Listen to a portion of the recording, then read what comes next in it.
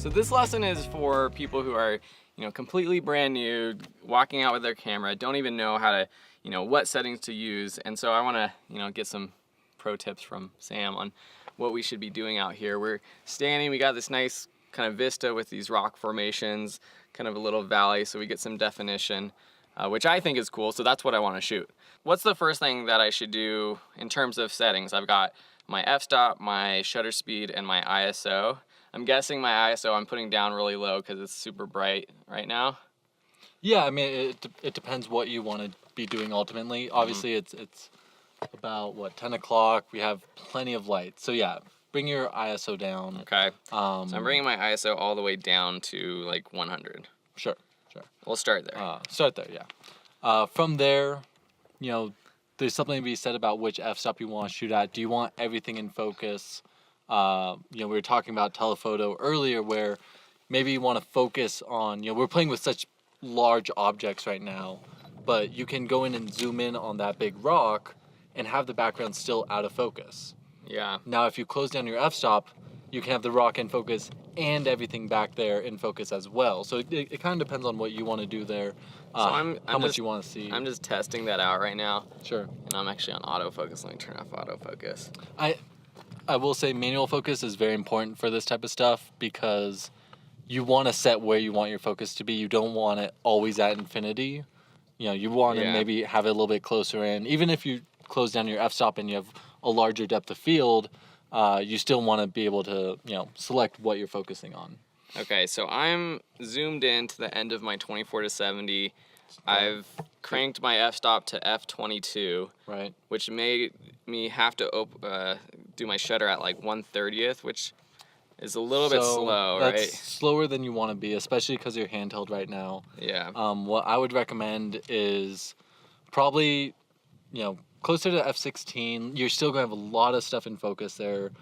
You can also bring your ISO up because remember you said at 100. Yeah. So if you want to stay at f22, bring your ISO up to 400. Okay, so I'm going to do that. Yeah, so from 100 to 200 to 400, you're getting 2 stops of extra light. Okay. So you should have enough light there. From there, I would at least go to 160 shutter, if not 1/100th. I can just go for to handheld. Yeah. It makes it a little bit crispier. Okay, so I'm going to snap this photo now. Okay. Let's see. Another thing to remember is because you're on a 70D, that 24 to 70, that 70 is closer to a 105. Yeah. So it's actually that's a great telephoto. You're going to be able to really zoom in on that rock and get some great details out of that.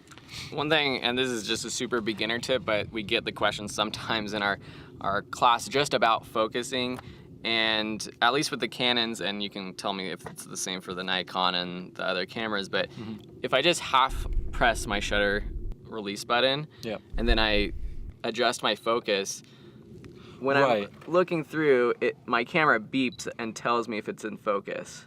Right. So it's kind of like a semi-focus. So it enables you, so I'll go into auto. So I focus, and I've set in my, if you want to look in there, I've set actually in my camera a specific point that will focus. So instead of it choosing where to focus, I've set it on my right-hand side because I just had placed it there. I can go in and move that wherever I want. That focus point. Yeah, so I focus on that focus point, and then from there, yes, I can go and micro-adjust however I want.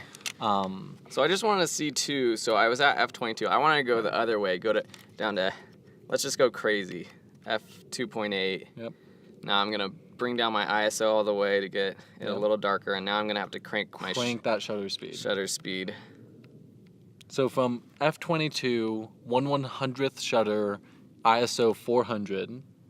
We're now at f2.8, ISO 100, and a 3200th of a second shutter speed. Yeah. I mean that's that, and you can really work out in math actually all these exposures, and if you bring your f-stop one stop down, how much of a shutter increase is that, and all that stuff. But it's fun, out here we're just hanging out, and you can try these types of things. You can try f2.8 and then go to f22, see the difference for yourself.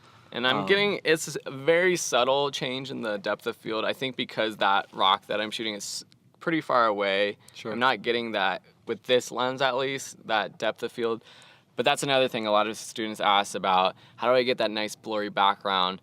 It's a combination of what we're talking about with the f-stop, bringing that down to open up the aperture, but also where you are on your zoom or what your lens is, how telephoto it is, Yeah. but also where the subject is in that plane of field. If Right. it helps for something to be closer so that the background, you're focused on something closer to you, giving more space in the background. Right. How close something is will greatly change how out of focus the things in the background are. At the same time, though, remember this is a small screen. Yeah, So that's when we true. go into post, you might realize that those mountains are much blurrier than they were previously. But it is, a 70 mil is not necessarily extreme telephoto. I think maybe with Will's 70 to 200, we would really see that difference.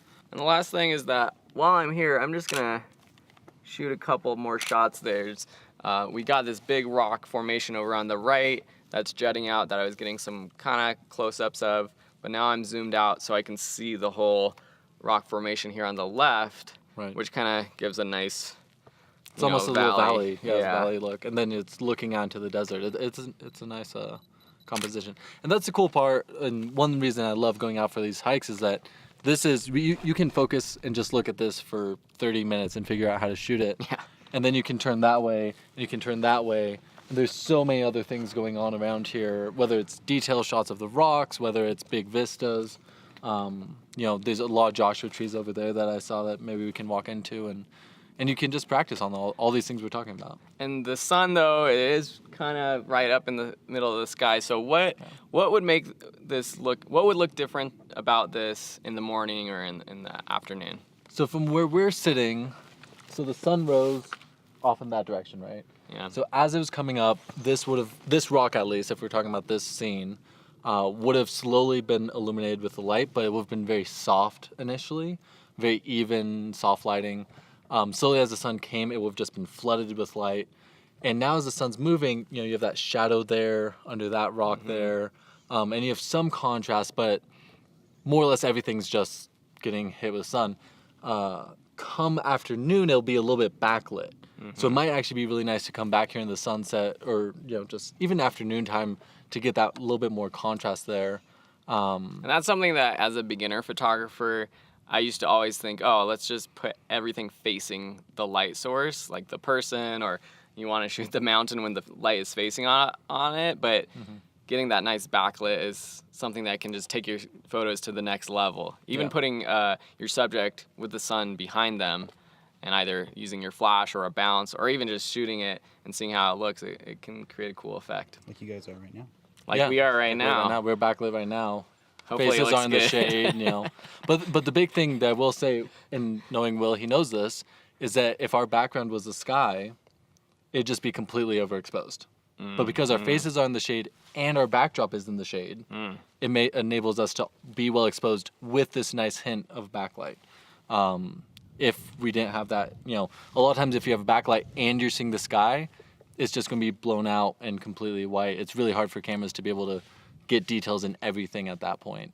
This morning we saw how difficult that was to have the landscape and the sky exposed correctly until the sun actually came up over the horizon and we actually had some light or direct light hitting some of those rocks. Yeah, cool. Well, this has been fun. I can't wait to shoot more. Yeah. Hopefully these tips have helped you guys.